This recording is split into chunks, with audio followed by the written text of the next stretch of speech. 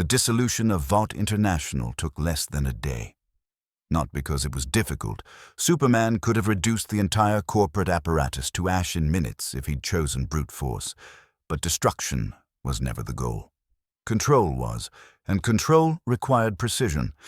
He started with the infrastructure.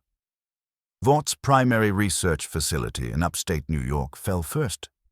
Superman descended through the roof at 3 a.m, moving through reinforced corridors like a ghost made of violence. Security teams, armed with weapons designed to stop enhanced humans, died before they could process what they were seeing. Scientists scattered, screaming, only to find every exit sealed by heat-fused metal. He didn't kill the scientists, not yet. They had value. "Compound V," he said, standing in the primary synthesis laboratory while terrified researchers cowered against the walls. "All formulas, all variants, all production capability. You're going to consolidate everything at Vought Tower within 12 hours. We can't just," one of them started. Superman's eyes glowed. "Just slightly, just enough. You can, and you will." By dawn, 6 more facilities had fallen. By noon, Vaught's entire research apparatus, decades of work, billions in investment, the foundation of the Supe industrial complex, was being transported to his new seat of power. Vought Tower. The gleaming monument to corporate heroism, now scarred by combat damage and stained with Homelander's blood. Superman had claimed it the moment the body hit the pavement. Let it stand as a reminder of what happens when false gods forget their place. The compound would continue to be produced, but now it would serve a purpose beyond profit, beyond spectacle. The greater good, Superman thought, watching the first transport trucks arrive at the tower's underground loading bays. Soldiers, peacekeepers, tools for order, not chaos. He had already begun planning the modifications. Stan Edgar did not run. He was waiting in his private office.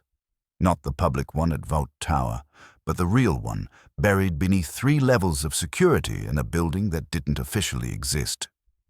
When Superman tore through the ceiling, Edgar was seated behind his desk, hands folded, expression betraying nothing. "I wondered when you'd find this place," he said. Superman landed amid the rubble, studying the man who had built an empire on manufactured heroism and managed monstrosity.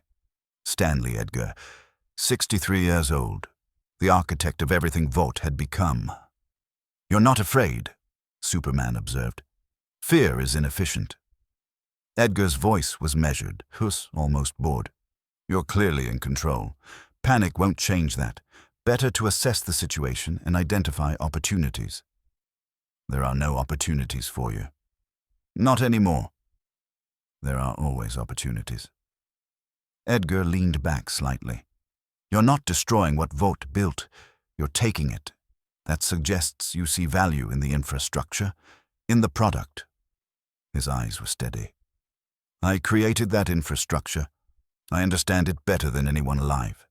Kill me, and you lose decades of institutional knowledge." Superman moved closer. Edgar didn't flinch. "You're trying to make yourself useful," Superman said. "Trading cooperation for survival. I'm being practical. Something I suspect you appreciate." "I appreciate honesty." Superman's hand closed around Edgar's throat, not squeezing, just holding, establishing the absolute disparity between them. "So let me be honest with you. You're a monster, a quiet one, wrapped in suits and spreadsheets, but a monster nonetheless. You've authorized more deaths than Homelander ever managed. The difference is you did it with memos instead of heat vision." Edgar's composure cracked, just slightly. "But you're right about one thing," Superman continued. "You know things I need. Understand systems I don't have time to learn from scratch." He released Edgar's throat. "So you're going to live in a cell at Vought Tower, under constant surveillance, providing whatever information I require, whenever I require it. And if I refuse?" Superman smiled. It wasn't reassuring. Then I'll extract what I need directly. The human brain is remarkably durable. You'd be surprised how much can be removed before it stops functioning entirely. He turned toward the door. There's someone else I need. Ashley Barrett. Where is she? Edgar's eyes narrowed. The VP of Hero Management. She's insignificant, a functionary. Exactly what I need. Superman glanced back. Someone who knows how to manage Supe's. Someone the public already associates with Vought. Someone who will do precisely what she's told, because the alternative terrifies her. They found Ashley Barrett hiding in a utility closet at Vought Tower. She was surrounded by promotional materials, Homelander action figures, Starlight posters, merchandise that would never be sold. When Superman tore the door off its hinges, she screamed. "Please," she gasped. "I didn't make decisions. I just scheduled things. I know what you did." Superman's voice was almost gentle. "You managed the brand, coordinated appearances, made sure the public saw what Vought wanted them to see." He extended a hand. "Now you're going to do the same thing for me." Ashley stared at his hand like it was a venomous snake. "Every A-tier Supe in the country," Superman continued. "You're going to contact them, all of them, bring them here, to Vought Tower, today. Today, that's possible, because you're going to make it possible." His expression hardened. "I need to assess them, determine who can serve the new order and who needs to be removed." Removed? This isn't a negotiation, Ashley. You have until sundown. Gather them in the main conference hall. He turned away. "And don't think about warning anyone. Don't think about helping them run. I'll know." Ashley's shoulders slumped. The last resistance crumbled. "Sundown," she whispered. "Sundown." Queen Maeve was still at Vought Tower. She hadn't left since the broadcast, since watching Superman crush Homelander's skull on live television, since seeing the body tumble 99 floors to paint the pavement red. She'd stood frozen at the window, unable to move, unable to process. Now she sat in Homelander's former suite, surrounded by his memorabilia, the awards, the photographs, the carefully curated symbols of a heroism that had never existed. She was drinking, had been for hours. When Superman entered through the shattered wall, she didn't look up. "I wondered when you'd come for me," she said. "I'm not here to kill you." "No?" Maeve laughed, bitter, hollow. "You killed everyone else. Noir. Homelander. Why spare me?" Superman crossed the room, glass crunching beneath his boots. He stopped in front of her. "Because you're different. I watched you during the confrontation before I dealt with Homelander. You didn't run. You didn't grovel. You stood your ground." "I'm not brave." Maeve's voice was flat. "I'm just tired. Too tired to run." "That's honest." Superman crouched, bringing himself to her eye level. "Let me be honest in return. I've seen your file. The real one. I know what Homelander did to you, what Vought did, how they broke you down until you stopped believing you could be anything else." Maeve's jaw tightened. "In my world," Superman continued, "I had a friend named Diana, a warrior, a princess. She watched the system she believed in fail. She had every reason to give up." He paused. "She chose differently. She chose to fight for something better. And where is she now? Standing beside me. Helping build a world where people like you don't have to suffer under people like Homelander." Something flickered in Maeve's eyes. Not hope, something smaller. "What do you want from me?" "I'm gathering every A-tier Supe in the country here at the tower, assessing them, separating the ones who can be rehabilitated from the ones who can't." Superman stood. "I want you to be the example. Show them that it's possible to be more than what Vought made. And if I refuse, then you refuse. I won't force you." He turned toward the door. "But I think you're tired of being complicit, Maeve. Tired of hating what you see in the mirror." He paused at the threshold. I'm offering you a chance to be something else. It's up to you whether you take it. He was gone before she could respond. Maeve sat in silence for a long time, staring at the bottle in her hand. Then, slowly, she set it down. The Deep arrived that evening. He was groveling before he'd even entered the room. I want you to know I completely support what you're doing, he said, practically falling over himself. Homelander was a maniac. I always said so. But now that you're in charge, I really think I could be an asset. My aquatic abilities, my connection to marine life. Stop. The word cut through his babbling. The Deep froze. You assaulted a woman, Superman said. Used your position to coerce and humiliate. When confronted, you blamed the victim. When punished, you complained about your own suffering. I've changed. You haven't changed. You've adapted. Superman moved closer. In my world, we have a word for people like you. What word? Coward. His hand closed around the Deep's throat. You're not useful. You're not redeemable. You're just pathetic. Superman's grip tightened. Not enough to kill, just enough to establish dominance. But you'll serve as a reminder of what this world's heroes really were. He released the Deep, letting him crumple to the floor. Solitary confinement. Basement level. No marine life. No contact with anyone. Superman turned away. Let him spend some time alone with his thoughts. The Deep was still begging as they dragged him away. 12 miles south, in a basement that smelled like mold and stale takeout, the Insurgency met the boys. The space was cramped, never designed for this many people, never designed for the tension crackling between two groups with every reason to distrust each other. Butcher's crew occupied one side, the man himself leaning against a pillar, cigarette in hand. checking weapons. Frenchie at the monitors. Huey and Annie pressed together in the corner. Kimiko silent in the shadows. The Insurgency stood opposite. 4 figures. Batman hadn't removed his cowl. He stood with statue stillness, arms folded. Beside him, a woman with bleached pigtails and a manic edge to her smile. Harley Quinn. A man in orange and black armor, a single eye gleaming behind his mask. Deathstroke. The name whispered with something approaching reverence by those who recognized it.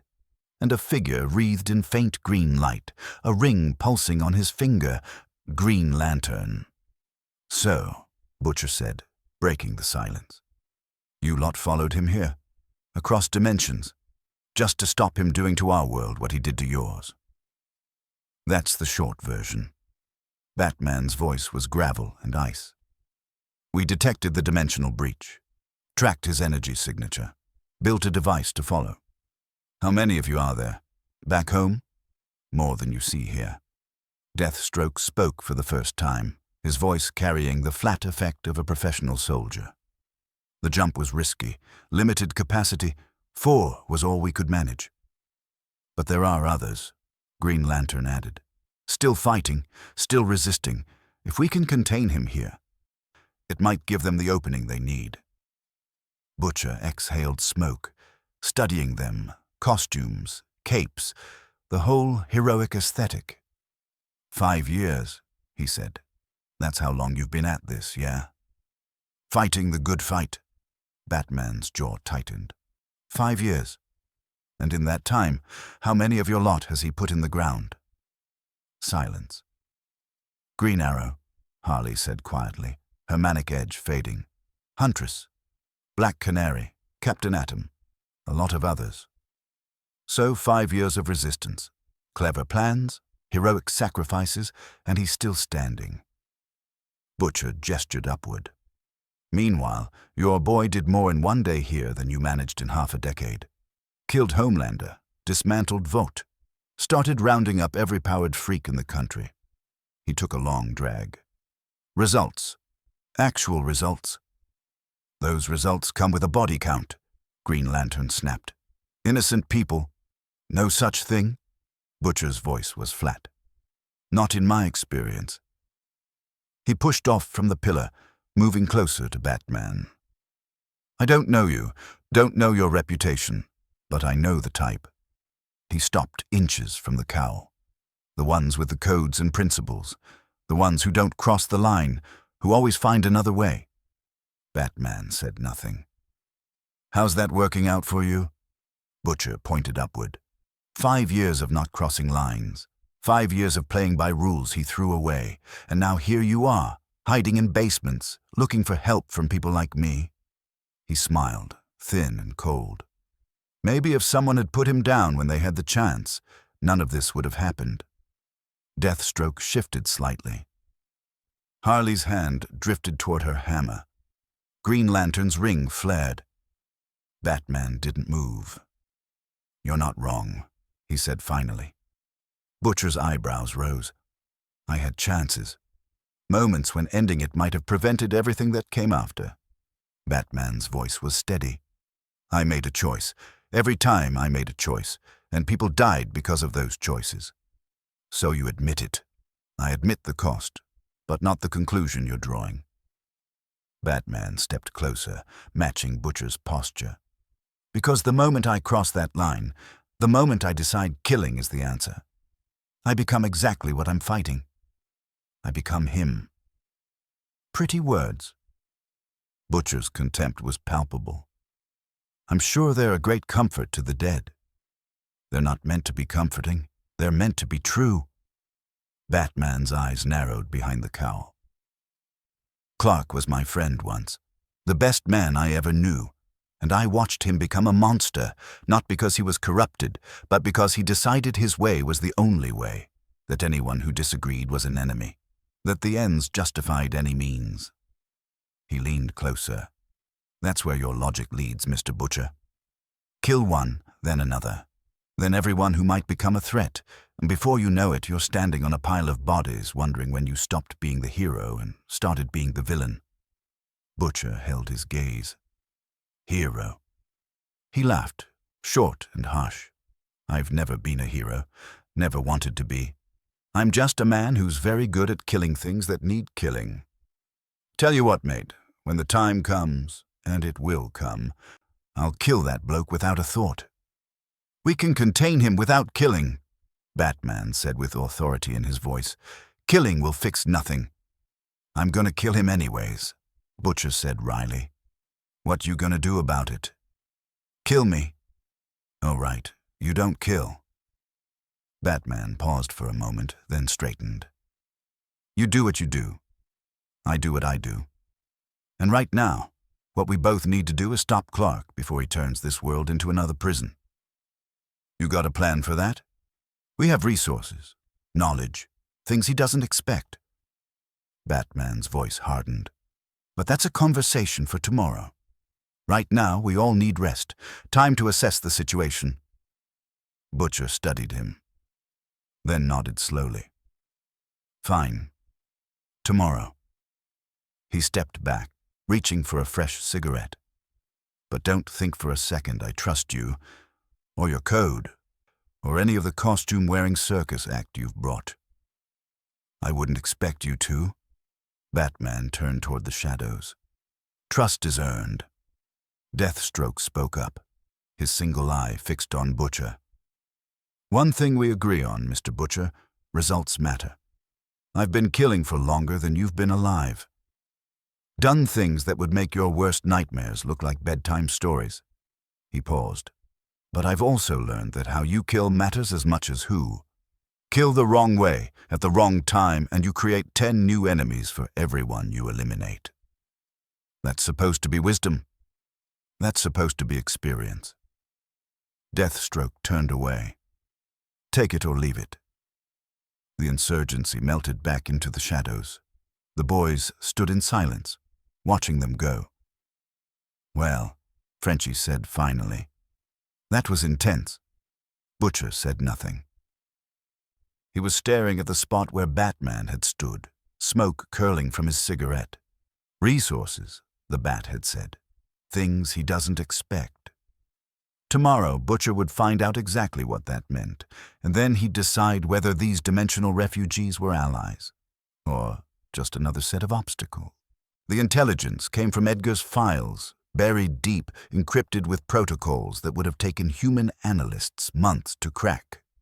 Superman processed it in seconds. Project Soldier Boy.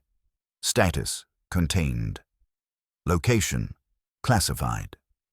The coordinates pointed to Russia, a facility in the Ural Mountains that didn't appear on any satellite imagery, hidden beneath a hydroelectric plant that had been decommissioned in 1984.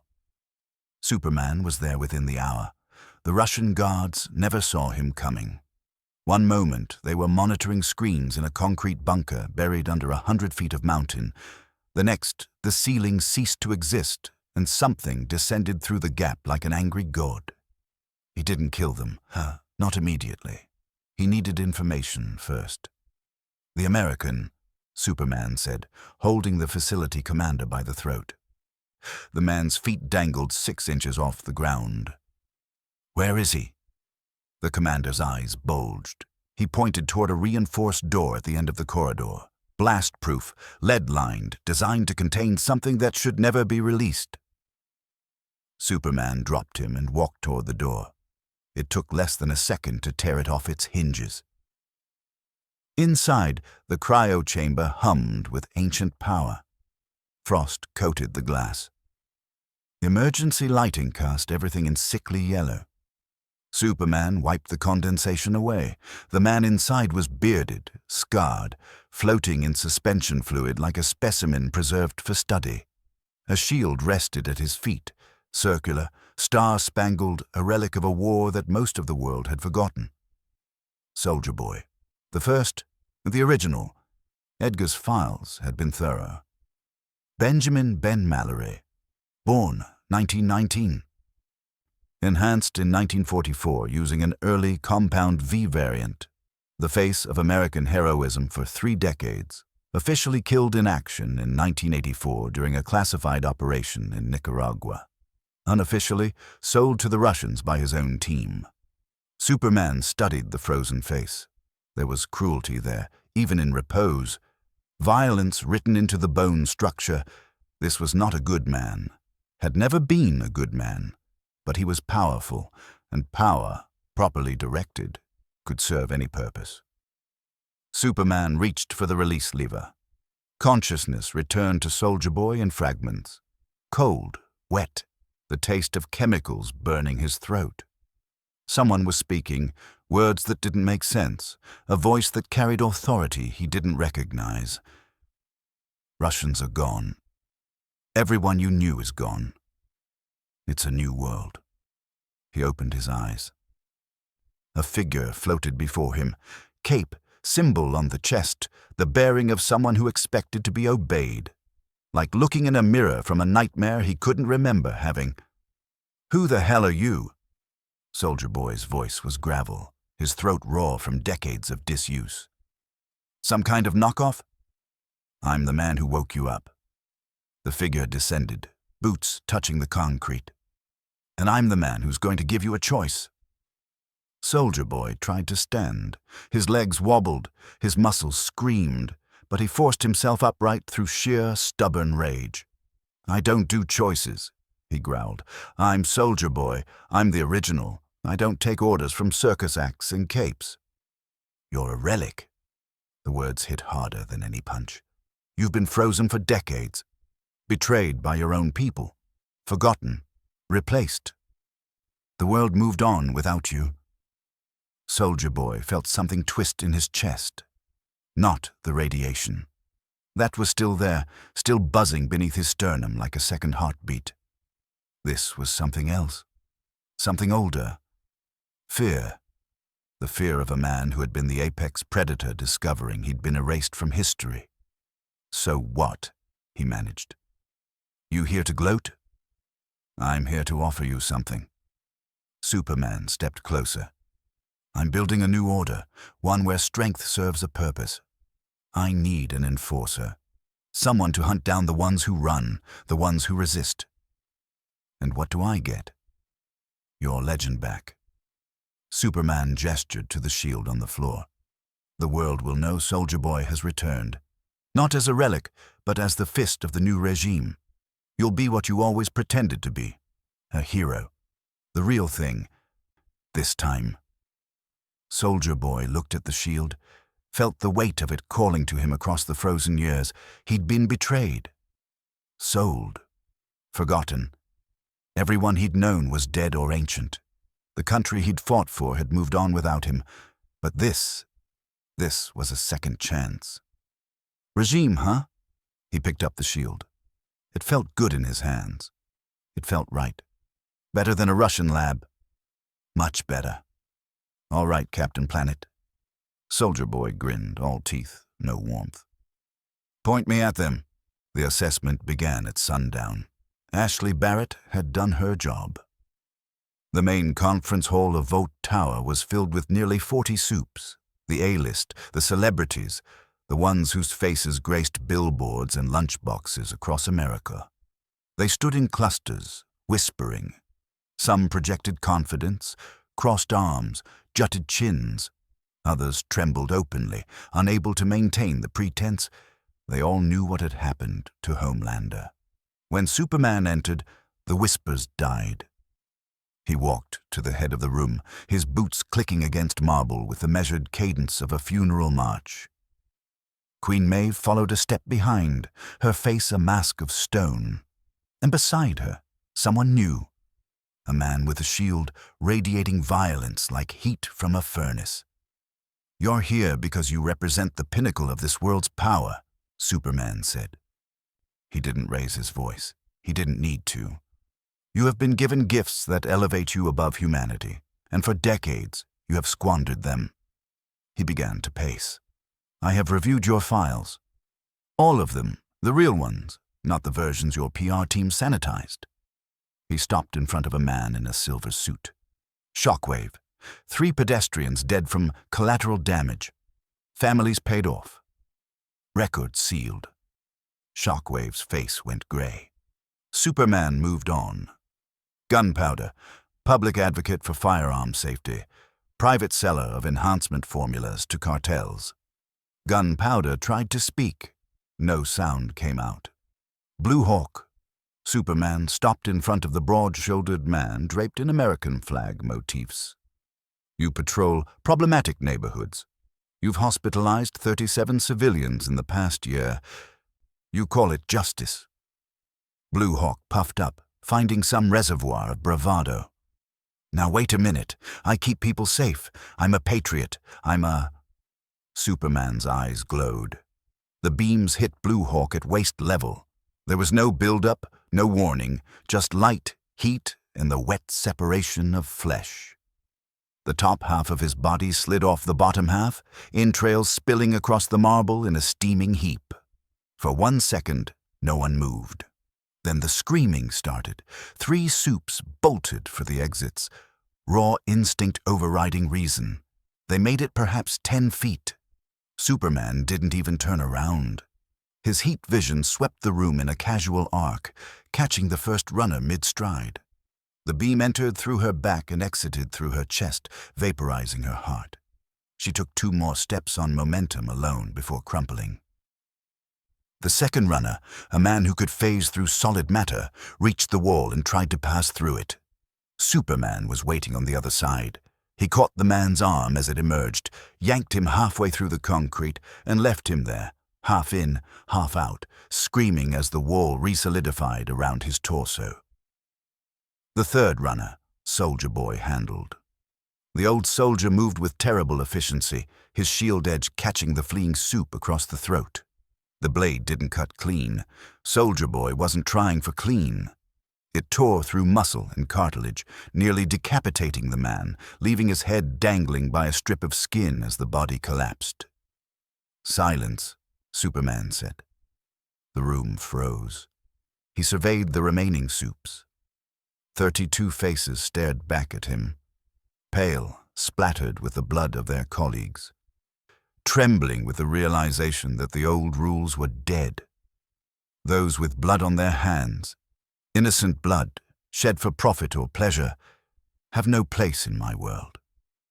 His eyes swept the crowd. I will now read names. If your name is called, step forward. He listed 7. No one moved.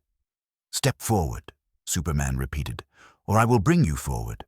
The difference will be significant. Slowly, trembling, they came. 2 men, 3 women, 2 more who couldn't even walk. They had to be dragged by soldiers who had learned very quickly that hesitation meant death. Superman looked at them. 7 people. Killers, all of them. Murders covered up by Vaught's legal teams. Victims buried in unmarked graves or dissolved in chemical baths. Kneel, he said. They knelt. Look at them, Superman said to the remaining Supes. These are the ones who thought power meant they could do anything, take anything, kill anyone. He walked behind the line of kneeling figures. They were wrong. What followed was not execution. It was demonstration. He started with the one on the far left, a woman called Crimson Countess, whose file included 17 confirmed kills disguised as accidents. Superman's hand closed around the back of her skull. He didn't squeeze. He simply pushed, driving her face into the marble floor with enough force to shatter both. Her skull cratered. Her body spasmed once and went still. The man beside her tried to run.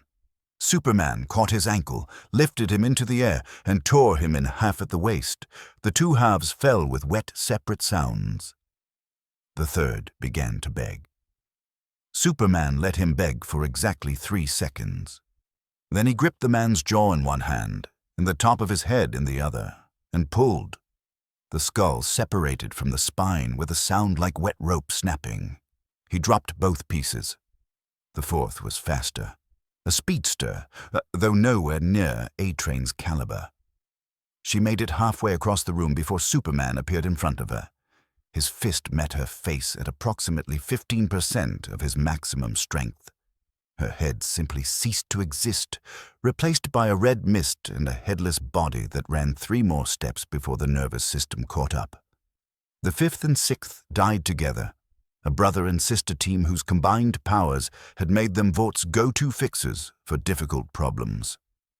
Superman killed the brother first, driving his hand through the man's chest and out his back, heart clutched in his fist.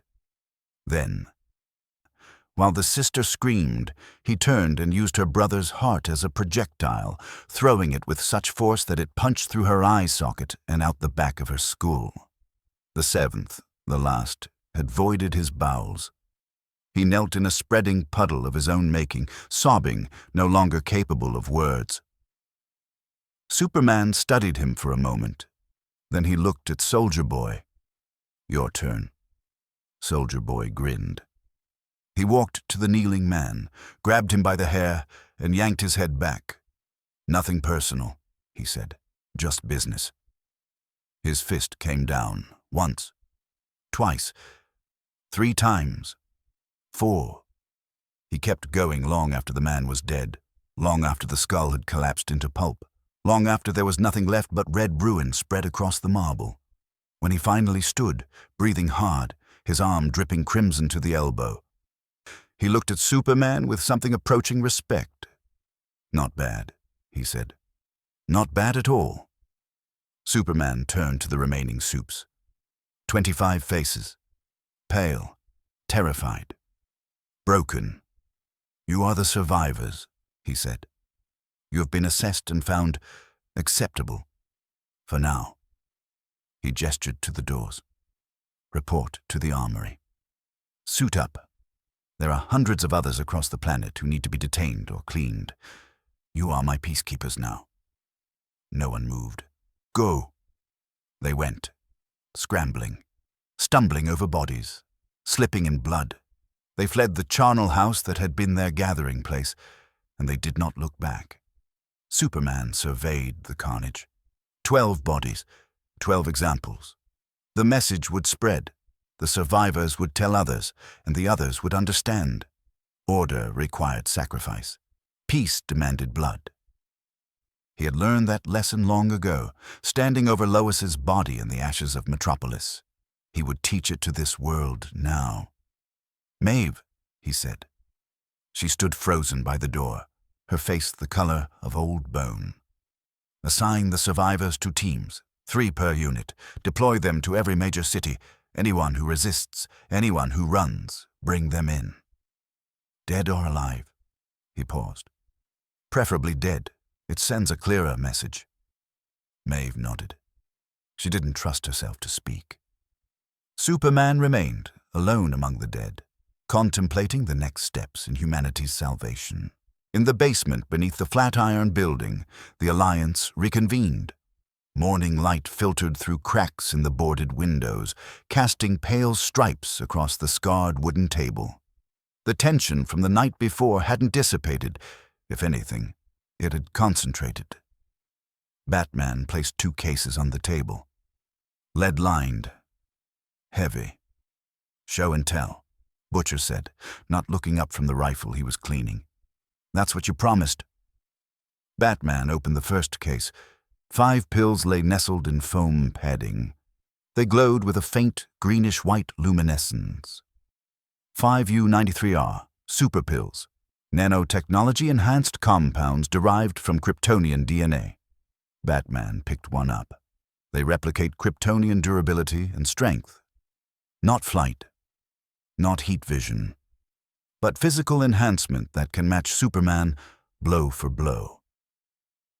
The effect lasts approximately 24 hours. 5 pills, Butcher noted. That's all. That's all we could bring. Each one is irreplaceable. He opened the second case. The shard of kryptonite pulsed with malevolent green light. Radioactive remnants of his home world, Batman explained. It weakens him, strips his powers. Prolonged exposure is fatal. This piece is small, but if weaponized correctly, a bullet, a blade, a gas dispersion, it could end him. Butcher whistled low. The silver bullet. The only bullet. Batman closed the case. This is the last piece we have. The last piece anywhere, as far as we know. We've been saving it for the right moment. Butcher signaled Frenchie. 2 cases appeared, one metallic, one reinforced plastic. Temp vi, Butcher said, opening the first. A few vials of swirling blue-green liquid.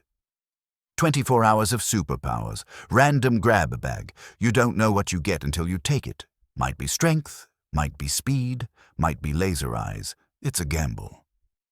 Batman picked up a vial, examining it against the light. Side effects? Nasty ones. Causes brain lesions. Use it too much, your gray matter turns to pudding. Butcher shrugged.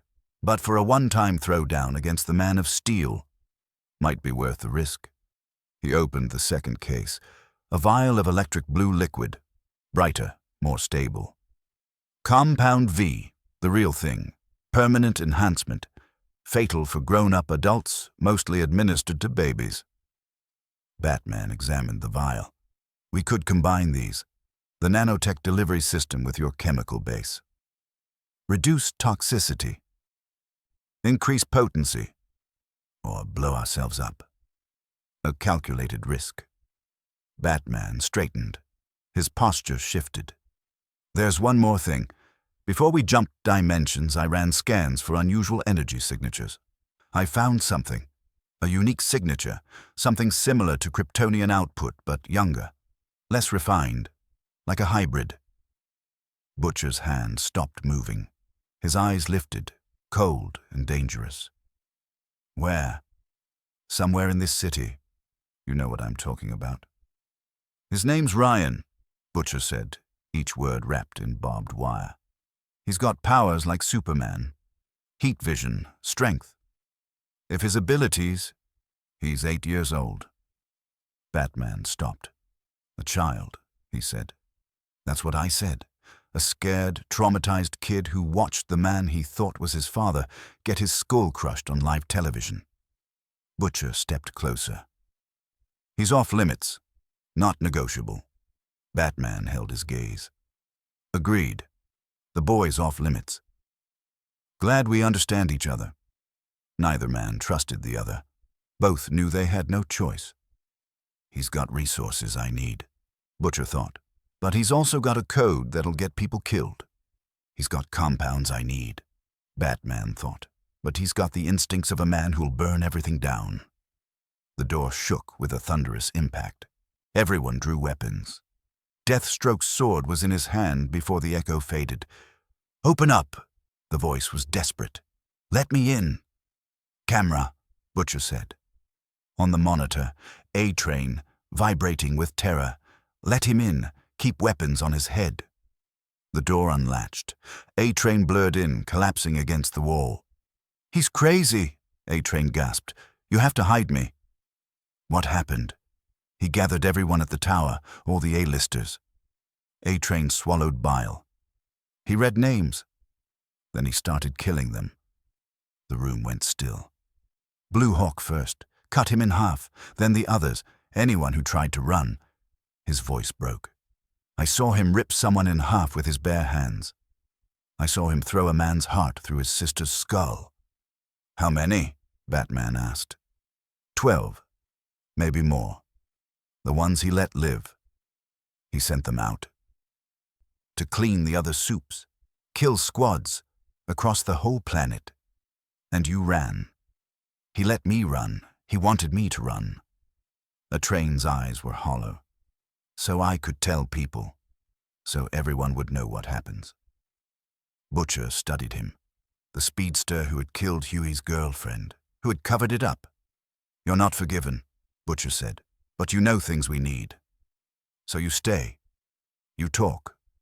And in exchange, we don't throw you back." A train nodded. Broken, compliant. High above the city, the cell door clicked open. Stan Edgar looked up. The electronic lock had shorted. Not a malfunction, a bypass. Someone had arranged this. Edgar stood, smoothed his jacket, and walked to the door. The guard at the end of the hall was unconscious. He didn't head for the exits. He headed for the private elevator, the one that accessed sub-levels that didn't appear on any schematic. Superman was thorough, powerful, but he was alien. He didn't understand that Vought Tower was a Swiss watch of contingencies. Edgar entered the elevator, pressed his thumb to a hidden panel. The car descended into the bedrock. He stepped into a garage containing a single sedan. He got in, started the engine. The wall opened to a tunnel. "Hubris," he murmured. "It's always the hubris." He wasn't running. Stan Edgar always had options. He was going to retrieve his insurance policy. The boy. The intelligence reached Superman within hours. His network was growing. Informants, surveillance systems, terrified Supes desperate to prove their loyalty. One of them had spotted A-Train entering a building in the Flatiron district. Another had traced financial transactions to a pharmacy nearby. A third had intercepted communications mentioning Butcher. William Butcher, the terrorist, the anarchist, the man who had been killing Supes long before Superman arrived.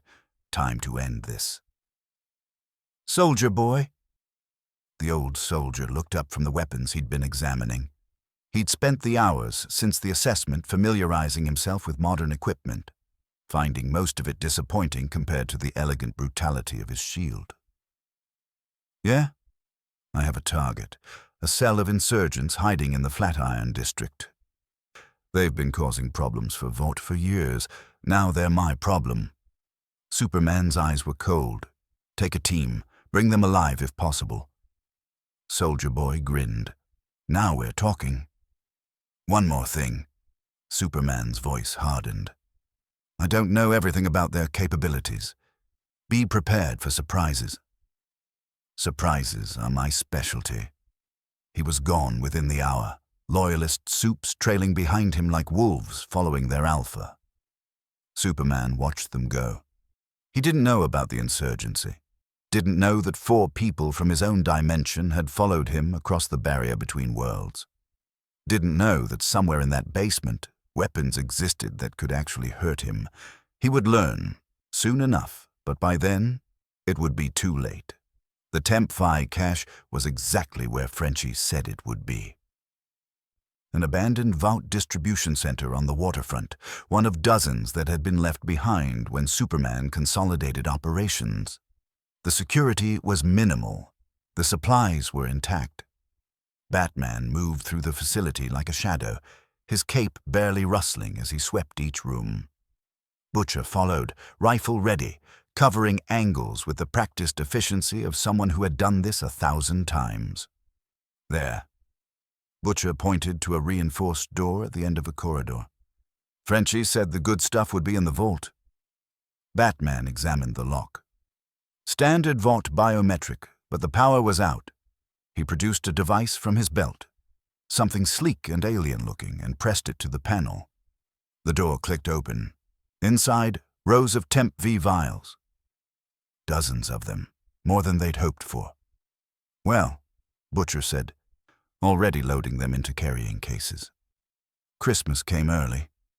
This is enough to enhance a small army. Batman was calculating. Combined with the super pills. Save the math for later. Butcher sealed the first case. Let's grab what we can and get back before... His phone buzzed. Frenchie's number. Yeah? The voice on the other end was frantic. Gunfire crackled in the background. Someone was screaming. They found us. Supes, lot of them. They're tearing through the building. There's a man with a shield. He's... The line dissolved into static. Butcher was already running. The basement had become a slaughterhouse. Soldier Boy had hit them like a wrecking ball, smashing through the reinforced door, his shield edge carving through the first defensive barrier before anyone could react. The loyalist Supes poured in behind him, powers blazing. Deathstroke met the charge. The mercenary moved with mechanical precision, his enhanced reflexes pushing him beyond human limits.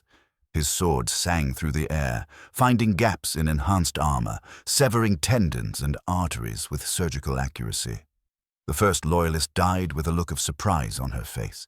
Her throat opened from ear to ear. The second lost his arm at the elbow before Deathstroke's boot caved in his skull. But there were too many, and Soldier Boy was cutting through the defenses like a hot knife through butter. Green Lantern rose to meet him, constructs blazing to life, giant green fists and barriers that would have stopped a tank column. He slammed a construct into Soldier Boy's chest, driving him backward through a concrete pillar. Soldier Boy came up laughing. That's cute. He shook off the debris. Real cute. He charged again, and this time Hal was ready. A construct cage slammed down around the old soldier, reinforced, layered, powered by will that had faced cosmic threats. Soldier Boy hit the bars and bounced back. Keep him contained, Harley shouted, swinging her hammer into a loyalist who had gotten too close. The impact cratered the man's chest, sending him flying into the far wall. Don't let him... A loyalist speedster hit her from the side. Not A-train fast, but fast enough. Harley went down hard, rolling, coming up bloody, but still fighting. MM and Huey had taken cover behind overturned furniture, firing steadily. Their weapons were loaded with soup-killer rounds, experimental ammunition that Frenchie had developed.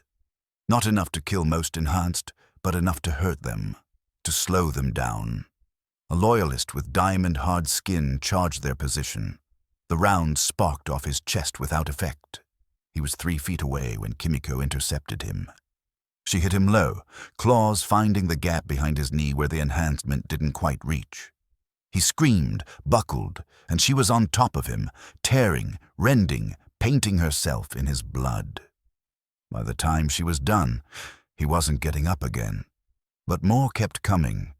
Frenchie worked the traps, explosive charges, gas dispensers, electrical barriers. 2 more loyalists went down. Convulsing, but the rest adapted. Found cover. Started fighting smart. A train cowered in the corner, too terrified to run, too terrified to fight. Useless.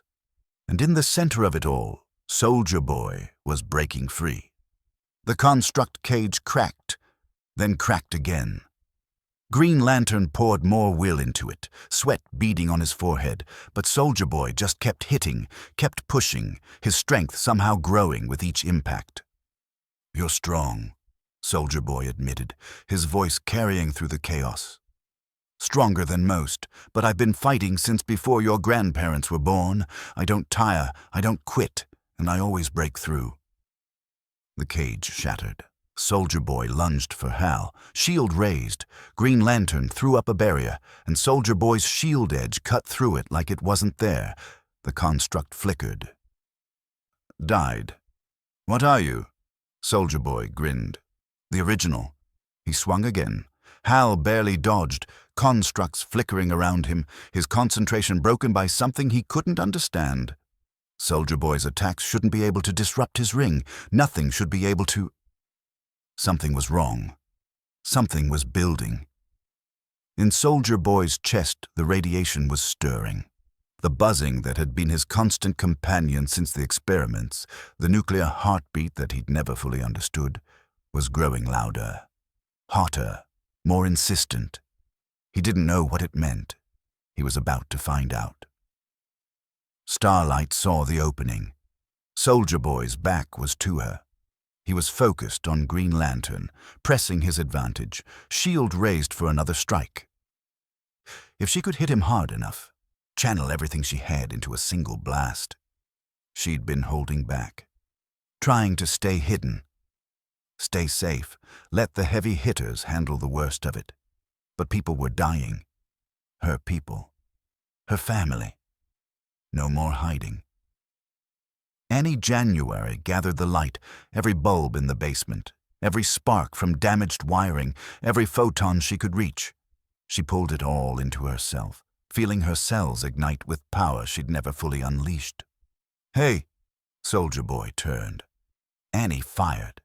The beam hit him square in the chest, a column of concentrated stellar energy that would have vaporized concrete, melted steel, reduced any normal soup to ash. It struck Soldier Boy like a hammer, drove him backward, pinned him against the wall, and something responded. The nuclear core in Soldier Boy's chest, dormant for decades, suppressed by Russian experiments, forgotten even by its host, woke up. The radiation spiked. The buzzing became a roar. Soldier Boy felt it rising, felt the power building beyond anything he could control. What's happening? He didn't understand. Didn't know what was coming, but his body did. His cells remembered what the Russians had done, what he was capable of. The blast erupted. It wasn't heat, it wasn't light, it was something else, a wave of nuclear energy that expanded outward in a perfect sphere, passing through walls, through bodies, through everything in its path.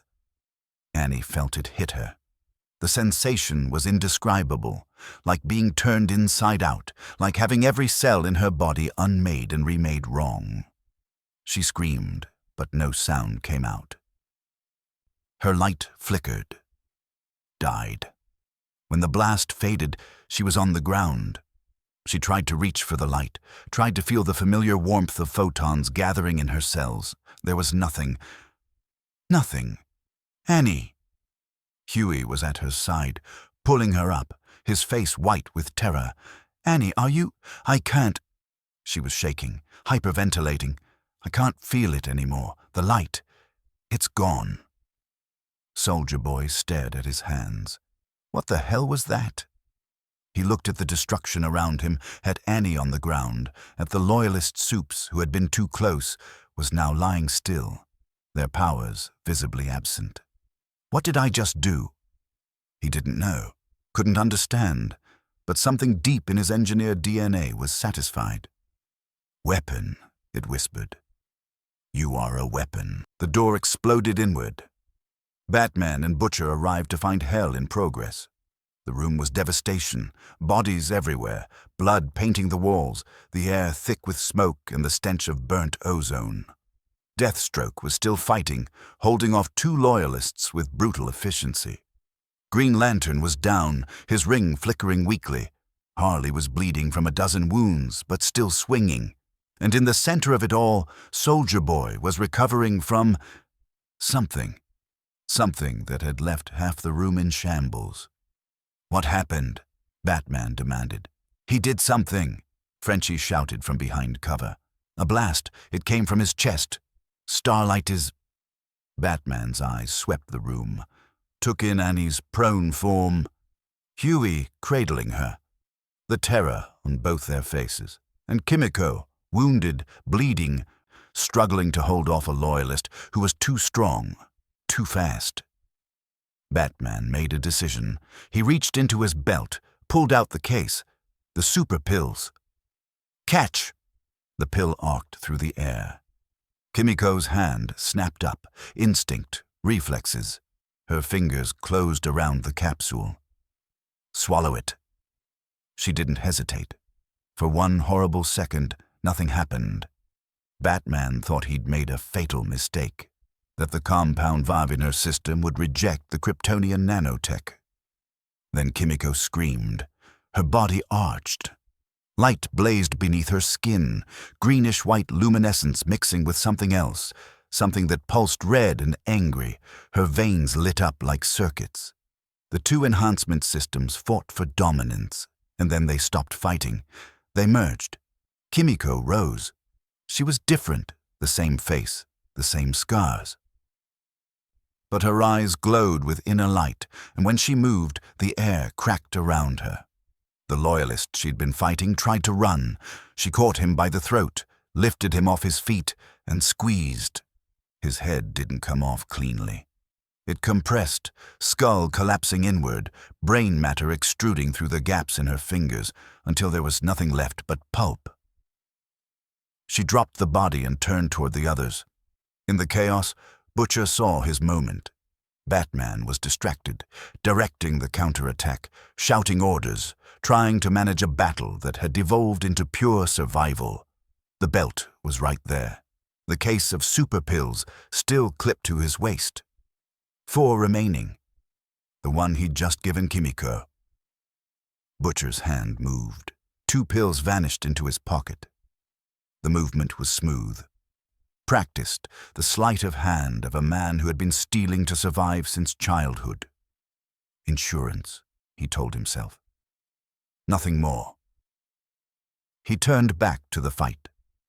The tide was turning. Kimiko was a force of nature now, moving at speeds that blurred perception, hitting with strength that shattered enhanced bone like glass. She tore through the remaining loyalists with mechanical efficiency, each kill messier than the last. Deathstroke fought at her side, his sword finding gaps in armor, his movements complementing hers with the precision of a man who had been adapting to combat variables for decades. Green Lantern, constructs blazing, containing the battlefield, preventing escape. Harley covered the perimeter, hammer singing. Then Soldier Boy. Soldier Boy was overwhelmed. The nuclear blast had drained him. He didn't understand it. Couldn't control it, but whatever he'd done had left him weakened.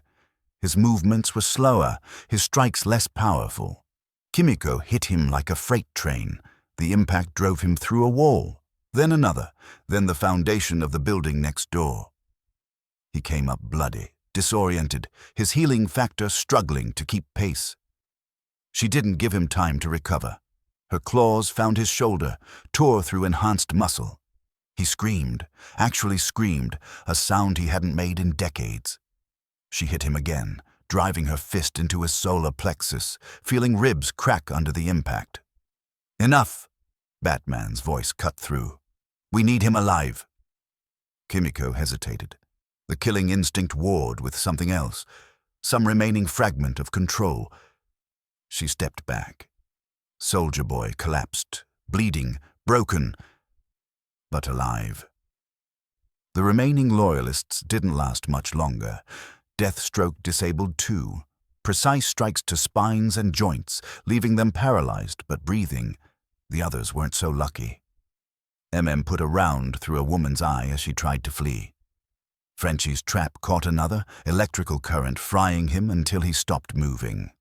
Butcher himself finished the last, a brutal execution, rifle barrel pressed to the base of the skull, trigger pulled without hesitation. When it was over, the basement was quiet. Bodies everywhere, blood pooling on concrete, the stench of death hanging thick in the air. Batman surveyed the carnage. "How many did you kill?" His voice was ice. Butcher didn't look up. He was checking Soldier Boy's restraints, making sure the old soldier wasn't going anywhere.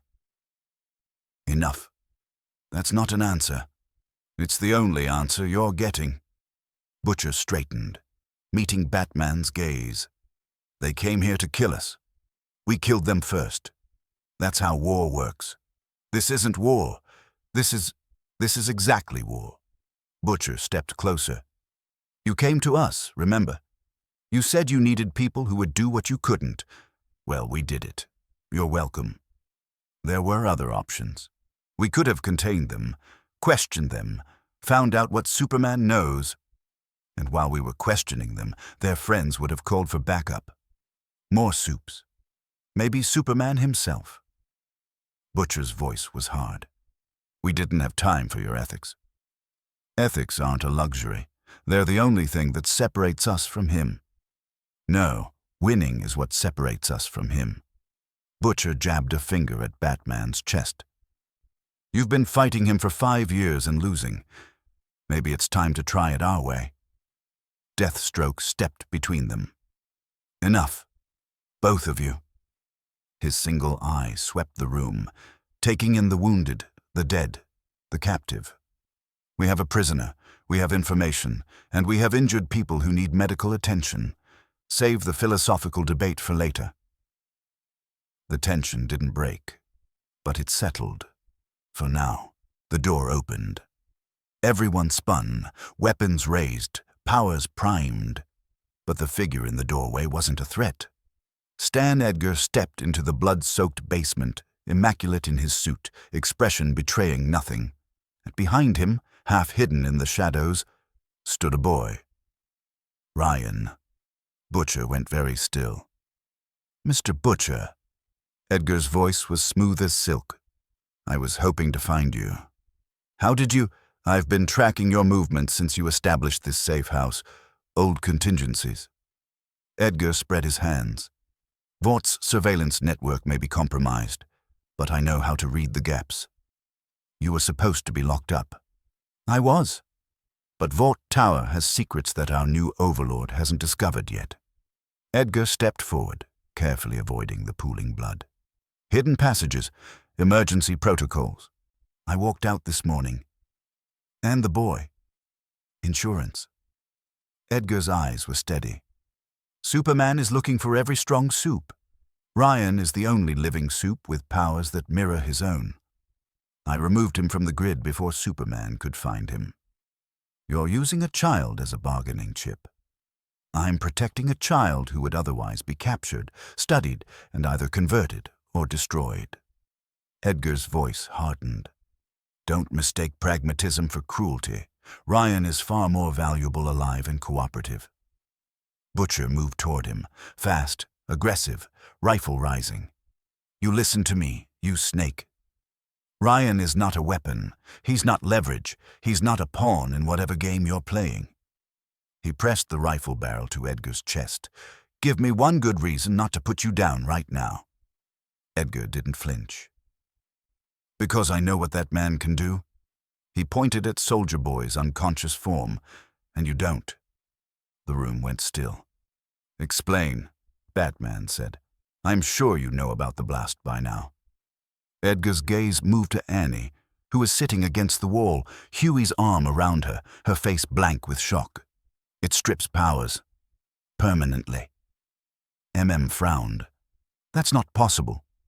Powers come from Compound V. You'd have to burn the Compound V out of the cellular structure, irradiate it at a frequency that disrupts the enhancement process. Edgar smiled thinly. I was the one who sold him. My Russian contacts kept me well informed. The Russians experimented on him for decades. This was the result. A walking nuclear reactor capable of rendering any Supe powerless. Silence. She's really... Huey's voice cracked. Annie's powers are really gone? Permanently. The process is irreversible. Edgar's tone was clinical.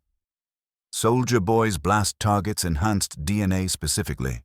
It unmakes the enhancement at the molecular level. Batman's eyes narrowed. And you're telling us this because you're wondering if it would work on him. Edgar's gaze met Batman's. On Superman. The room went very quiet. Kryptonian physiology is different from compound V enhancement, Batman said slowly. The power source is solar radiation, not chemical modification. But the principle is the same. Cellular enhancement. Abnormal DNA processing. Edgar spread his hands. Superman's powers must also derive from his cells. If Soldier Boy's blast could disrupt that process, overload it, scramble it, you think it could strip his powers? I think it's possible. Edgar glanced at Soldier Boy. He's never been tested against Kryptonian biology. No one has. But the energy signature is similar enough that it might work. Might. In my experience, Mr. Batman, might is the best odds anyone ever gets. Edgar's smile didn't reach his eyes. The question is whether you're willing to take that chance. Butcher lowered his rifle. His mind was racing. Soldier Boy's blast, nuclear energy that could strip powers, and Superman, the most powerful being on the planet, potentially vulnerable. It was a long shot, a gamble, the kind of desperate play that got people killed. But it was also the first real chance they'd had since this nightmare began. How do we control him? Butcher asked. Soldier Boy.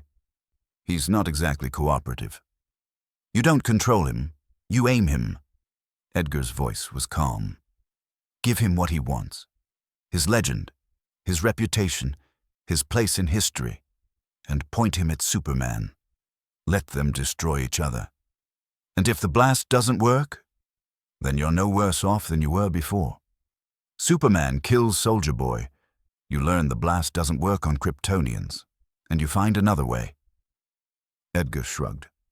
But if it does work, if it works, Batman said slowly, we'd have a weapon that could end this. Without killing him. Butcher's head snapped toward him. Without killing him, after everything he's done, if we can strip his powers, contain him, we don't have to become murderers to stop him. We're already murderers. Butcher gestured at the bodies around them.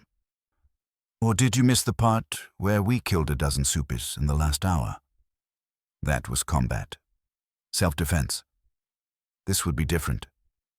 Different how? He's killed thousands. Tens of thousands. He'll kill more if we let him live. And if we kill him, we prove he was right. That power is all that matters. That the strong can do whatever they want to the weak. Batman's voice hardened. I won't become what I'm fighting. Not for him. Not for anyone. Deathstroke spoke up. We're getting ahead of ourselves. Before we debate what to do after we beat Superman, we need to confirm the blast even works on him. Agreed. Batman looked at Soldier Boy's unconscious form. When he wakes up, we interrogate him, find out everything about his abilities, how they work, what triggers them. And then, Batman's jaw tightened. And then we make a plan. Ryan stepped out from behind Edgar. His eyes were wide, frightened. But there was something else there too. Curiosity. Interest. I want to help, he said quietly. Butcher's expression softened, just slightly. Not yet, kid. Not like this. But I know what you can do. Butcher knelt, bringing himself to the boy's eye level. And someday, maybe you'll get the chance to use it, but not today. Today, you stay safe, you stay hidden, and you let the grown-ups handle the ugly parts. Ryan looked at him for a long moment, then nodded. Okay. Butcher straightened. All right, we've got a prisoner, we've got intel, and we've got...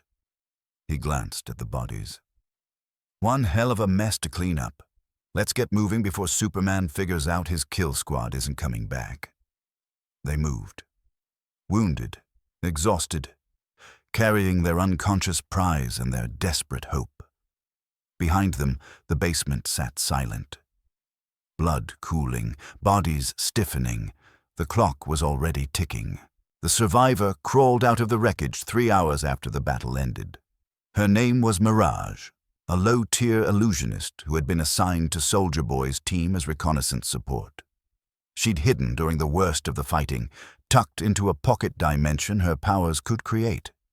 When the screaming stopped, when the blood stopped flowing, She'd stayed hidden, waiting. When she was certain the basement was empty, she emerged, stepped over bodies, climbed through rubble, found her phone, cracked but functional, and made the call. "Sir," her voice was trembling. "Sir, the team is gone. Soldier Boy is captured. There were others. People I didn't recognize. Costumes. Powers. They weren't from Vought." Superman's voice was ice. "Describe them." "A man in a bat costume, a woman with a hammer, someone with a glowing ring, and a man with a sword. One eye moved like nothing I've ever seen." She swallowed. "They fought like they'd done this before, like they knew what they were doing." Silence on the line. "Where are they now?" "I don't know. They took Soldier Boy and left. I couldn't follow without—" "You've done enough."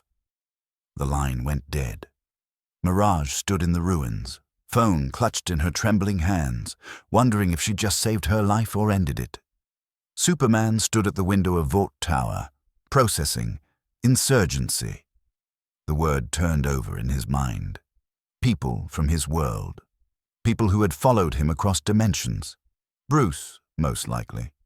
Perhaps others. He should have anticipated this. Should have known they wouldn't give up. 5 years of resistance, and they still hadn't learned that he couldn't be stopped. But they've learned new tricks, he thought. New allies. New resources. Maeve stood waiting by the door. "Maeve." He didn't look back at her. "We're leaving." His voice was flat. Calm, the voice of a man who had already decided what needed to happen. "Sir, we're going hunting. They have Soldier Boy, they have resources, and they have people from my world who know how I think, how I fight, how I plan." His eyes glowed faintly. "It ends tonight." Maeve nodded. Her face was stone. "And if they surrender?" Superman didn't answer. In the secondary safe house, an abandoned warehouse on the waterfront, the alliance was fracturing. Soldier Boy sat in the corner, restrained with everything they had. Heavy tungsten chains. Sedatives.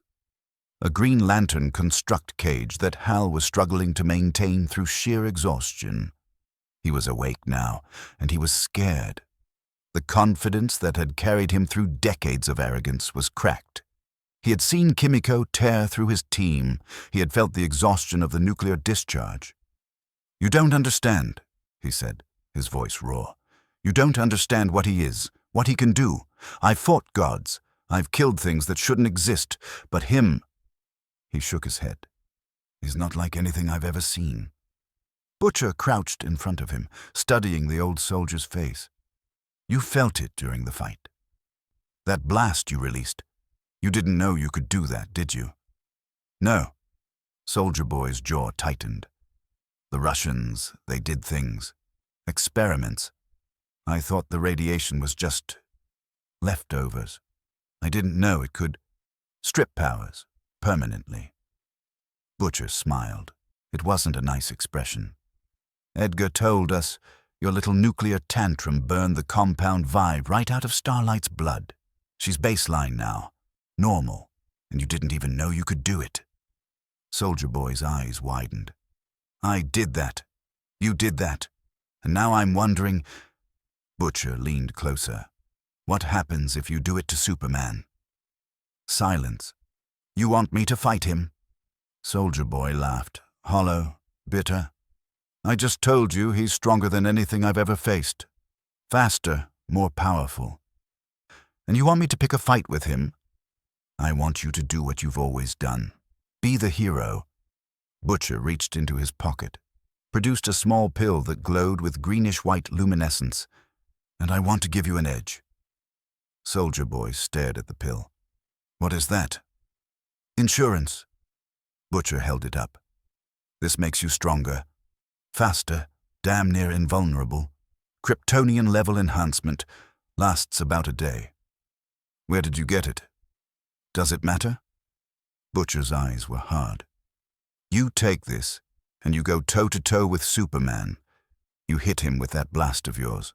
The real one, the big one, and maybe you burn his powers out like you did to Starlight. And if it doesn't work, then you die fighting the most powerful being on the planet, which is a hell of a lot better than dying in a cage, waiting for him to find us. Butcher stood. You wanted your legend back, your glory. Here's your chance. Kill a god, and they'll remember your name forever. Soldier Boy looked at the pill, at Butcher, at the chains holding him in place. And if I say no, then you stay in that cage until Superman rips through that door and kills everyone in this room, including you. Butcher shrugged. Your choice. The old soldier was quiet for a long moment. You're a manipulative bastard, he said finally. So I've been told. Soldier Boy smiled. It was the grin of a man who had nothing left to lose. All right, get me out of these chains. Let's kill a god. On the other side of the warehouse, Batman found Ryan. The boy was sitting alone, knees drawn to his chest, staring at nothing. He looked so small, so fragile. Nothing like his father, nothing like the monster whose face he shared. Mind if I sit? Ryan looked up, shrugged. Batman lowered himself to the concrete floor, his cape pooling around him. They sat in silence for a moment. You're scared, Batman said finally. Everyone's scared. Yes, but you're scared of something else, something more specific. Batman's voice was gentle. You're scared of becoming him. Ryan's jaw tightened. He didn't answer. I knew someone like you once, a boy with powers he didn't ask for. Powers that scared him. He came from a world where everyone he loved was gone, and he had to figure out who he was going to be. Batman paused. His name was Billy. What happened to him? Batman was quiet for a long moment. He made a choice. He stood up to someone more powerful than him, someone who had become something terrible, because he believed it was the right thing to do. His voice dropped. And he died for it. Ryan's eyes widened. He died. Yes, he was killed by someone who should have protected him, someone who had forgotten what it meant to be a hero. Batman looked at Ryan. But his courage mattered. His choice mattered. Even though he lost, he reminded everyone who witnessed it that there are things worth fighting for, things worth dying for. I don't want to die. No one does. Batman put a hand on Ryan's shoulder. And no one is asking you to. You're a child. You shouldn't have to fight.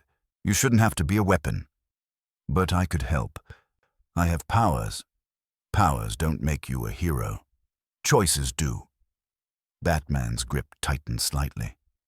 The people who want to use you, who see you as a tool, a weapon, a means to an end, they're wrong. You are not a thing to be aimed at problems. You are a person, and you get to decide who you're going to be. Ryan looked at him. Really looked. Who do you want me to be? I want you to be whoever you want to be. Not what your father was. Not what anyone else expects. Batman's voice was firm but kind. When the fighting is over, if we survive, there will be time to figure that out. But for now, I need you to stay hidden. Stay safe. Let the adults handle this. But what if you can't handle it? Batman stood, his cape swept behind him. Then we'll fail trying, but at least we'll have kept you out of it.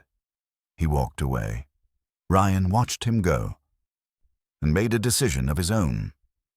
The air pressure changed. It wasn't a sound. It was a physical sensation, like the atmosphere suddenly becoming heavier, pressing down on their eardrums. Bruce turned towards the ceiling.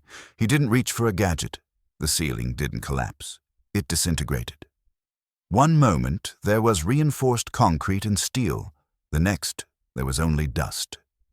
A red and blue blur slammed into the center of the room with the force of a kinetic strike, driving a shock wave outward that threw crates, weapons, and people against the walls.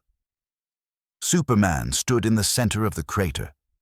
Dust swirled around him, shying away from his bioelectric field. His cape settled slowly, heavy and red like spilled blood. His eyes were already glowing, twin stars of judgment in the darkness.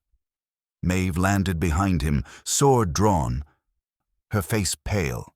She looked at the resistance, at Butcher, at the terrified boy, at the frantic scramble for weapons. "Bruce," Superman said. The name wasn't spoken with affection. It carried 5 years of war, of dead friends, of a friendship that had rotted into hatred. Clark, Batman, stood his ground. He looked small against the god. "It's over. You don't belong here. This isn't your world to break, Clark." "I belong wherever order is needed." Superman's gaze swept the room. It landed on Stan Edgar, who was attempting to slide unnoticed toward the shadowed exit. "You," Superman said. Edgar stopped. He adjusted his tie, his composure cracking for the first time. "A calculated risk. I assumed the Insurgency would offer a better return on investment. However, if we can renegotiate—" Superman didn't let him finish. He didn't move his body. He just looked. A short, violent burst of heat vision vaporized Stan Edgar's head. It was instant. 1 second, the CEO of Vought was speaking.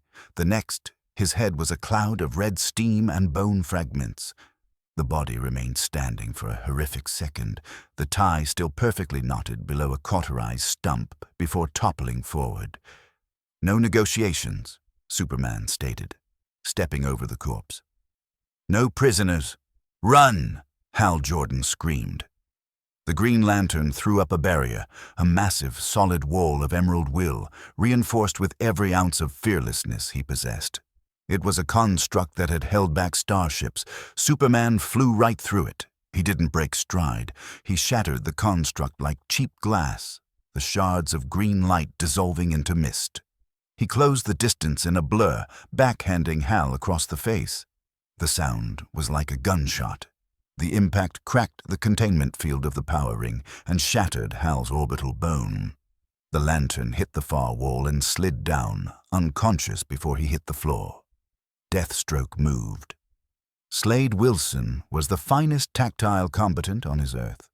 He moved with a speed that defied physics, his Prometheum sword flashing toward Superman's eyes, the only soft target. Superman caught the blade. He didn't dodge. He caught the razor-sharp edge in his bare palm. He looked at Slade with profound boredom. Snap. He broke the sword. Then he drove his fist into Slade's chest. The armor, designed to withstand tank rounds, crumpled like tin foil. Ribs pulverized, lung collapsed. Slade flew backward, skipping across the concrete like a stone across water, coughing thick, bright, arterial blood. "Get Ryan out," Starlight screamed. Annie January had no powers. The nuclear fire had burned them out. She was just a woman in a costume, terrified and heartbroken. But she grabbed a stolen Vought assault rifle from the floor and opened fire. The bullets sparked harmlessly against the S-shield. Flattened lead fell to the floor like rain. Superman turned to her. He remembered her from the confrontation over the river. He didn't see a hero. He didn't see a victim. He saw an obstacle.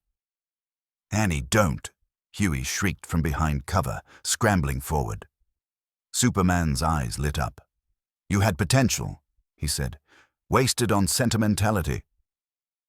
The heat vision cut her in half. It wasn't a clean cut, it was an eruption. The sheer thermal output vaporized her midsection instantly. Her legs collapsed in one direction, her upper torso fell in the other. There was no time for pain, no time for a final word. She was simply erased. "No!" Huey's scream tore his throat raw. He scrambled toward the smoking remains, his mind fracturing, hands reaching for a woman who was no longer there. Quickly dragged the barely alive Huey towards cover. Harley Quinn, eyes wide with a madness that was no longer fun, no longer performative, leaped at Superman. She swung her massive hammer with hysterical strength, screaming, tears streaming down her white-painted face. Bad dog, you bad, bad dog." Superman caught the hammerhead in one hand. He looked at her with genuine annoyance. Quiet.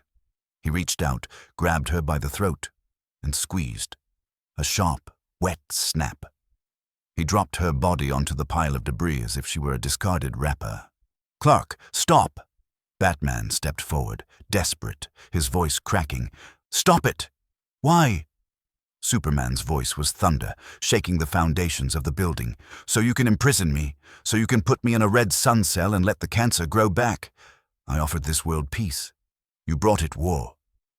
This isn't peace, Clark. You murdered a child." Batman's voice broke. "You lobotomized dissidents. You ruled through fear. I tried to save you. I failed, but I didn't give up. I fought." "You fought me," Superman corrected.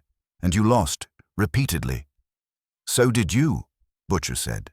"Back home, 5 years, thousands dead, millions enslaved, and you still think you're winning." He advanced on Butcher. The Brit was on his knees, pinned by the sheer gravitational pressure of Superman's presence. He was reaching for his coat pocket, his fingers trembling. "You're the disease," Superman said, looking down at Butcher with infinite disgust. "A man who loves death so much he pretends it's justice. I'm the cure." He raised his hand. The blow would take Butcher's head off. Then, Ryan moved. He didn't speak, didn't scream, just turned, raised both hands, and fired. Twin beams of heat vision, crimson and white-hot, lanced across the room. It wasn't the focused, surgical beam of a Kryptonian. It was a raw, chaotic torrent of heat and kinetic force, a hybrid blast fueled by human adrenaline, V-enhanced rage, and the terror of a child watching his world burn. The blast hit Superman square in the back of his head, and it burned. Superman staggered. He actually staggered. He was shocked, his skin blistered. For the first time in this universe, he felt pain. Actual, searing pain. The soldier who had fought Darkseid, the warrior who had conquered Earth, didn't think. He didn't assess. Reflex took over and he reacted. A full-power, omnidirectional solar flare. The heat in the room spiked to stellar levels. The air turned to plasma. The concrete floor liquefied. When the light cleared, the silence was absolute. Superman stood panting, his body already healing, the blisters fading. He looked at where Ryan had stood. There was no body, no ash.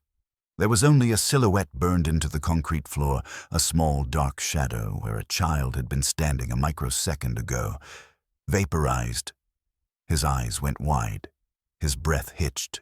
He looked at the scorch mark. He looked at the melted toy soldier lying at the edge of the blast radius. He saw Billy Batson in the Hall of Justice. He saw the smoke rising from a child's skull. He saw the look of betrayal in a boy's eyes. Superman's voice shook. "He attacked me. You saw it." He looked at Bruce, his expression hardening into a terrifying mask of denial, a frantic, desperate need to be right. "You did this," Superman snarled, pointing a shaking finger at Batman. "You made me do this. You turned a child into a weapon. You brought war to him." Batman stared at him. The grief in his eyes had frozen over. "You killed him, Clark," Bruce said. His voice was dead. "Just like Billy. Just like Lois. It's always someone else's fault, isn't it?" "I had to," Superman roared, the heat vision building behind his eyes again. "He was dangerous. He was a boy," a female voice whispered. Superman turned. Queen Maeve stood 10 feet away. She was looking at the scorch mark on the floor. She was looking at the remains of Starlight. She looked at Superman, the man she had convinced herself was a savior, the man she had followed because she was too tired to fight. He was just a boy. Superman sneered. He was a threat. "Stand down, Maeve." Maeve looked at him. Really looked at him, and for the first time in years, the fatigue vanished. "No." She walked away from him. She crossed the room and stood next to Butcher. Superman looked at her, genuinely confused. "Betrayed. You're choosing death." "I'm choosing not to be you." Superman turned his gaze to Butcher. Butcher wasn't looking at Superman. He wasn't screaming. He wasn't crying over Ryan or Annie. He was looking at the shadow on the floor. His face was completely void of emotion. It was a blank slate of pure, distilled hatred. "Scorched earth," Butcher whispered. He reached into his pocket. He pulled out a vial of pure, uncut blue compound V. He pulled out the glowing green super pill. He swallowed the pill. He downed the V. The reaction was immediate and horrific. Butcher fell to his knees, vomiting black bile. His veins turned black, then blue, then began to glow with the green fire of Krypton. Bones audibly cracked and reformed, density increasing, muscles swelling with a power that biology was never meant to contain. Blood leaked from his nose, his ears, his eyes. He stood up. The ground beneath his feet cracked under the new weight of his existence. He looked like a demon dragging itself out of hell. Soldier Boy, watching from the corner, looked at Superman. He looked at the vaporized child. He looked at the monster Butcher was becoming. "I'm not dying here," the old soldier muttered. "I'm not going out like a punk." He swallowed the super pill Butcher had given him. His skin turned metallic. The nuclear fire in his chest turned a sickly, radioactive green. He roared as the nanotech rewrote his physiology, merging with the compound 5, turning him into something dense and unstable. Batman looked at them. He looked at the unstoppable alien god floating above them. He reached into his belt. Only 2 pills remained. He took one. He swallowed it. He pocketed the last one. Maeve raised her sword. Butcher wiped the blood from his eyes. His irises were gone, replaced by pools of green fire and blue lightning. He grinned, and his teeth were stained red. "Oi," Butcher said, his voice sounding like grinding tectonic plates. Superman floated up, cape billowing in the heat currents, eyes burning red. He looked at the 4 of them, a broken queen, a human bat, a radioactive soldier, and a dying monster. "Come then," the High Counselor said. "Let's finish it." The warehouse exploded as they collided. The warehouse didn't just explode, it ceased to exist as a structural concept. The collision of 4 Kryptonian strength combatants generated a shock wave that flattened the Flatiron district instantly. Concrete turned to powder. Steel evaporated. The air pressure dropped so violently that windows shattered 3 miles away in Times Square. In the center of the crater, amidst the swirling dust and the roar of a dying city, the god of order was being hunted. "Hit him!" Butcher roared. His voice was a tectonic grind, distorted by the compound V and nanotech warping his larynx. He moved like a blue-veined demon, a sledgehammer of hate wrapped in stolen power. He didn't fight with skill. He fought with the frenzy of a man who wanted to tear God apart with his teeth. Butcher slammed into Superman's chest, the impact generating a thundercrack that ruptured eardrums. Superman skid back, his boots carving trenches through the bedrock. Before he could retaliate, Kimiko was there. The super pill had turned her into a blur of lethal light. She didn't strike once. She struck 1,000 times in a second, her claws, now reinforced with nanotech, raking across Superman's armor, searching for weak points, finding purchase in the gaps. "Get off me!" Superman bellowed. He backhanded Kimiko. The blow would have vaporized a tank. Kimiko caught it. She buckled, her bones fracturing and instantly knitting back together, but she held the fist. She screamed, a sound of pure feral rage, and twisted. Superman looked shocked, actually shocked. Then Batman hit him from above. Bruce moved with a precision the others lacked. He was a surgeon dismantling a patient. He struck nerve clusters, pressure points, joints. His gauntlets, reinforced by the pill, hit with the force of falling locomotives. "You can't win, Clark," Batman shouted, driving a knee into Superman's kidneys. "Stay down." "I am trying," Superman snarled, eyes glowing red. "To save you." He grabbed Batman by the cape and slammed him into the ground. The earth shook. He raised a fist to end it. A shield rim caught him in the throat. Soldier Boy charged, a tank made of flesh and nuclear fire. He slammed his shield into Superman's face, then again, then again. "You think you're special," Soldier Boy shouted, the radiation in his chest buzzing like an angry hornet's nest. "You're just a cheap knockoff wearing a cape."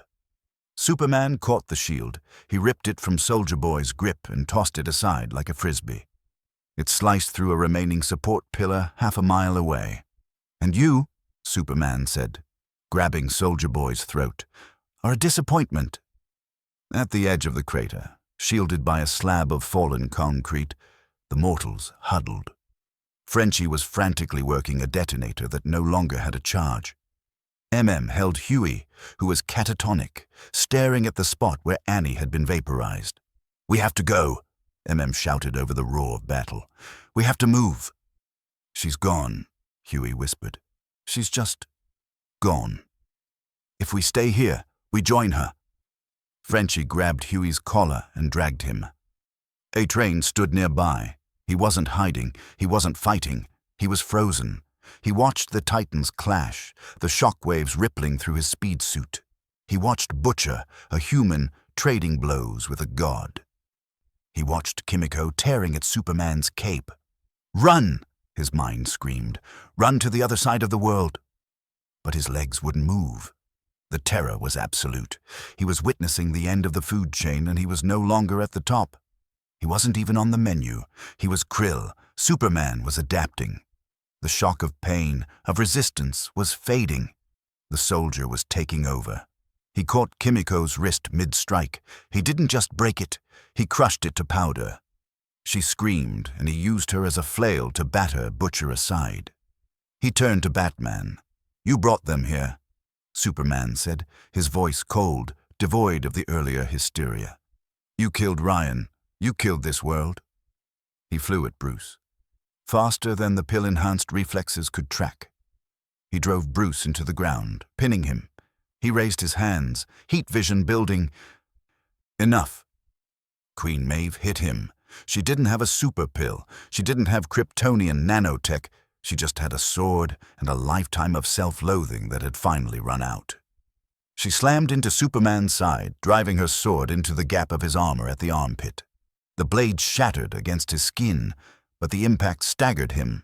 Superman turned. He looked at her with something like pity. "Maeve," he said, "go home." "I don't have a home," she said. She dropped the broken hilt and punched him. It was a good punch, perfect form. It would have derailed a train. Superman didn't blink. He caught her fist. He twisted. The sound of her arm spiraling was audible over the combat. Maeve didn't scream. She just grit her teeth and head-butted him. "Brave, even to the end," Superman said. He drove his hand through her chest. It wasn't fast. It was brutal. He punched through her sternum, through her heart, and out her spine. Maeve gasped, her eyes widening. She looked down at the arm in her chest. Then she looked at Superman. "Whatever you think you are," she whispered, blood spilling over her lips, "you're just small." Superman ripped his hand free. Maeve collapsed. She didn't hit the ground. She just ceased to be a combatant, another body on the pile, another sacrifice. But she had bought 2 seconds, and 2 seconds was all Hal Jordan needed. Now! The Green Lantern rose from the debris. He was battered, his face a mask of blood, one eye swollen shut. But his ring was burning with a light so intense it was painful to look at. He didn't make a fist. He didn't make a wall. He made chains, thick emerald chains of pure will wrapped around Superman's limbs. They anchored him to the bedrock. They wrapped around his neck, his waist, his wingspan. "Hold him!" Hal roared, veins bulging in his neck as he poured his life force into the construct. "Soldier Boy, do it!" Butcher yelled.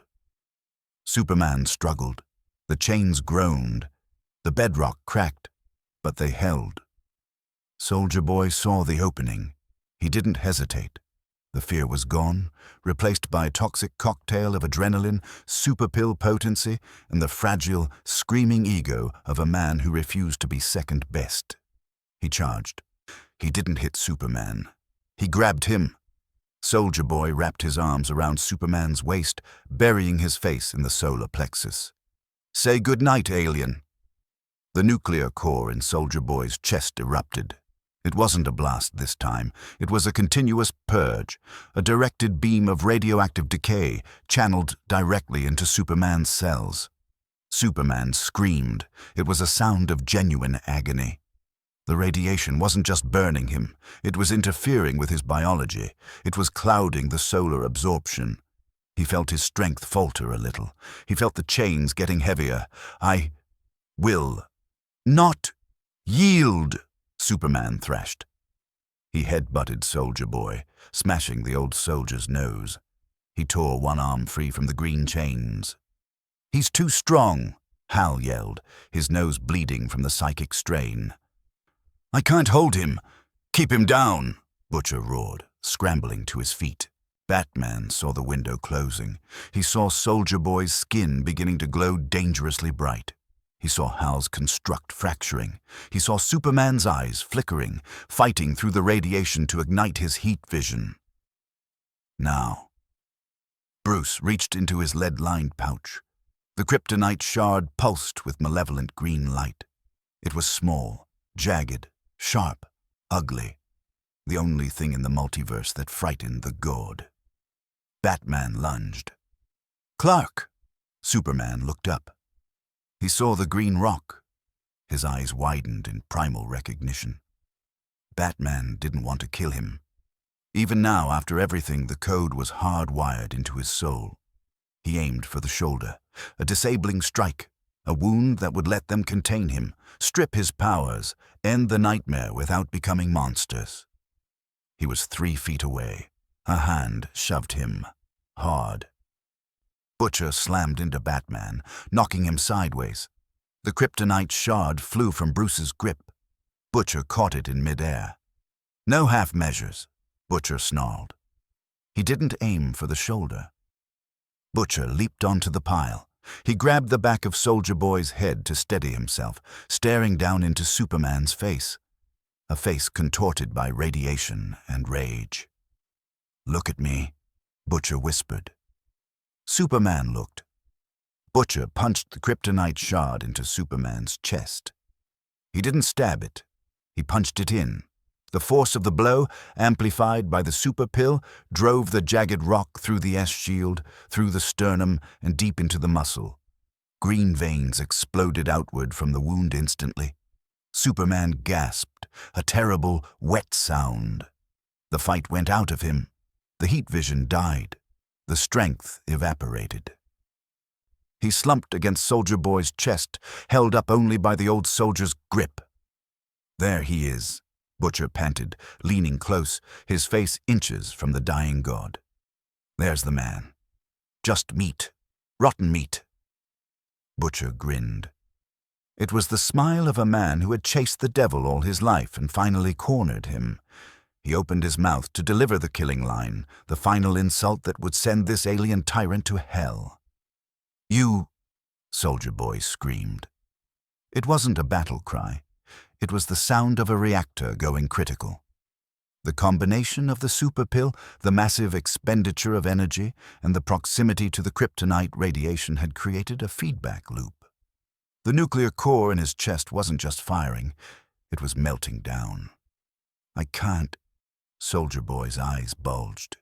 His skin turned translucent, revealing the skeleton beneath. "I can't turn it off." "Ben, let him go," Butcher shouted, realizing too late what was happening. "I can't." The energy spiked. The air turned violet. "Run," Batman shouted. He tackled Butcher, dragging him off the pile. Hal dropped the shield and dove for cover. Superman, impaled, weakened, looked up at Soldier Boy. He saw the end. "Hubris," Superman whispered. Soldier Boy exploded. It wasn't an explosion. It was an erasure. A dome of blinding white light expanded from the center of the crater. It moved faster than thought. It consumed Soldier Boy. It consumed Superman. It consumed the bodies of the fallen. It expanded outward, vaporizing the ruins of the warehouse, the surrounding blocks, the streets. The light grew. It consumed the Flatiron. It consumed Union Square.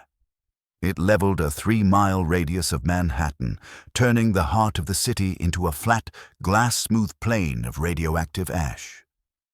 Then silence. The dust hung in the air, thick and choking. The roar of the city was gone. There were no sirens, no screams, just the wind howling over the glass. Minutes passed. In the center of the glass plane, something moved. A hand, charred black, punched up through the ash. Then another. Superman dragged himself out of the crater. He was a ruin. His uniform was burned away, leaving only shreds of the cape clinging to his shoulders. His skin was black, cracked, oozing gold blood. His face was a mask of burns, and in his chest the green light still pulsed. He fell to his knees, gasping. Every breath was razor blades. The kryptonite was killing him. The radiation had stripped his reserves. He was mortal. He was dying. He looked down at the shard buried in his heart. He gripped it. His hands shook. His muscles failed. He screamed in frustration, his voice a dry rasp. Not like this. He summoned the anger, the hate. The image of Ryan vaporized. The image of Billy Batson. The image of Lois. He pulled. Flesh tore. Bone crunched. Gold blood sprayed across the black ash. With a roar that tore his vocal cords, Superman ripped the kryptonite shard from his chest. He threw it away. He collapsed forward, panting, the hole in his chest knitting closed with agonizing slowness. The sun, yellow, beautiful, indifferent, beat down on his back. He felt it, a trickle, a drop of water in the desert. He looked up. 10 feet away, a figure lay on the glass. Soldier Boy. He was alive. Barely. An old man, skin hanging loosely on his frame, face melted on one side, blind, deaf, shivering in the fallout of his own ego. Soldier Boy sensed movement. He turned his head, the good eye rolling frantically. "Buddy," he rasped. "Butcher, did we win?" Superman stood up. He staggered, then straightened. The sun was feeding him. The burns were already flaking off, revealing pink, fresh skin beneath. The pain was receding, replaced by a cold, absolute void. He walked over to Soldier Boy. His shadow fell over the old man. Soldier Boy squinted. He saw the silhouette. He saw the red eyes igniting. "Oh," Soldier Boy whispered. "Shit." "You destroyed my city," Superman said. His voice was calm. It was the voice of a man who had no morality left to lose. Soldier Boy wheezed, a bubble of blood forming on his lips. "You were a mistake." Superman didn't use his hands. He unleashed the heat vision. It wasn't a blast. It was a slow, concentrated beam.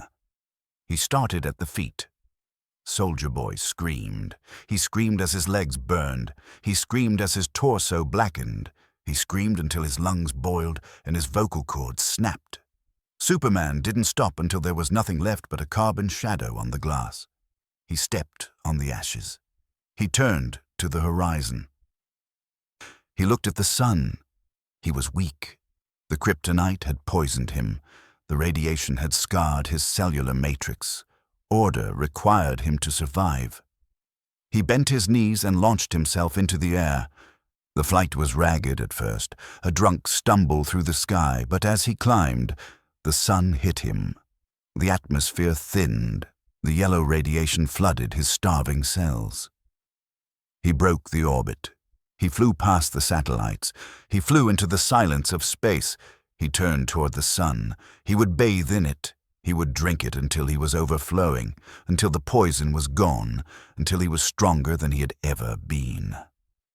He looked back at the blue marble below. He saw the scar on Manhattan, a smoking radioactive eye looking back at him. "I will return. Kal-El whispered to the vacuum. He wouldn't just bring order next time. He wouldn't try to save them. He wouldn't build a regime. He would burn the infection out. I will give you mercy. He turned his back on Earth and flew into the fire. Below, the world held its breath, waiting for the sky to fall.